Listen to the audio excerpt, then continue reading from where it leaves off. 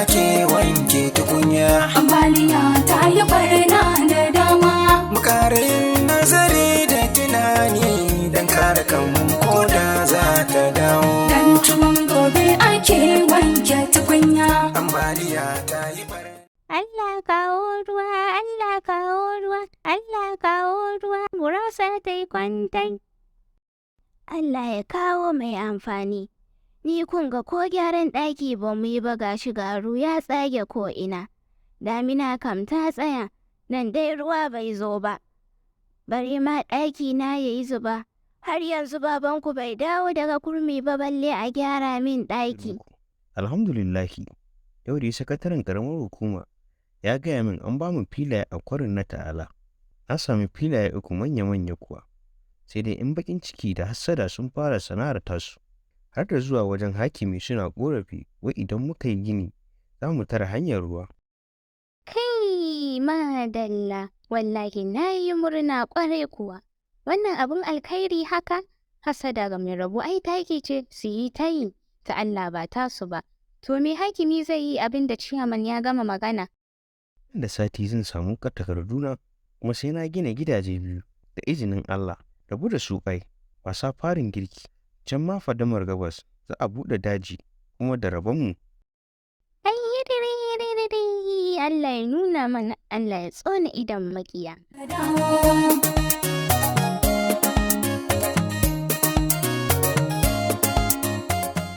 Ikon Allah, kaga damuna kamar tana so ta gardama. Yanzu fotan 6 ne, amma munan ko ya fi babu. Amma kudin nan sun sami ruwa. An ce wajen Zariya da Jos har da ambaliya a ruwan farko. Allah ya kiyaye, daga farawa sai ambaliya kuma, to Allah ya kiyaye, idan namu ya zo Allah ya sa ya sauka da sauƙi, to me ke jawo hakan ne? Ka san yanzu sauyin yanayi ya zama hantsile ga gidan kowa. Malam abubuwan duk sun dagule, yau ruwa gobe fari. Duk duniyar nan ko ina haka abun yake, dan adam ya birkita komai, komai ya rikice. Ai wannan abin ya fi ƙarfin mutum ɗan uwa, sai dai Ubangiji. Malam Ira kenan. Allah mai iko ne akan komai, amma ka tuna shekara 50 baya, za ka iya tuna yadda garin nan yake? Dazuzzukan sun mutu, ni'ima ta yi ƙaura, ba komai, iska sai zafi, ko ina an sare itatuwa, ƙasa ta mutu. Ka gani yanzu a nan Jigawa ma, wai abin ya wuce sara da gatari sai zarto mai inji ake amfani da shi ana sare itace. Koguna sun cike, gaɓar tana ta zabtarewa. Shi yasa ba wahala ruwan ambaliya ya shigo gari idan har ba a gina jinga ba. Gaskiya ne, wato dai mutane ke gina wa kansu ramin mugunta, amma kuma tsuntsun da ya ja ruwa shi ruwa ya zai doka.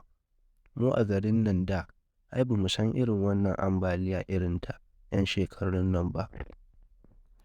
Amma gaskiya dole mu sake shirya ilmantar da mutane yadda za su taimaki kansu kamin wani ya taimake su. Gaskiya kam akwai buƙatar sanin makamar kare kai da taimakon juna yayin ambaliya. Kuma kaga dole a tabbatar mata da matasa suna kan gaba a duk wata faɗakarwa akan ambaliya. Idan na ce gyara kayan kamalan baya nufin da kai za mu mora. Da ni da kai mun ga komai ya faru, dan ba shiri dole mun kai kaura.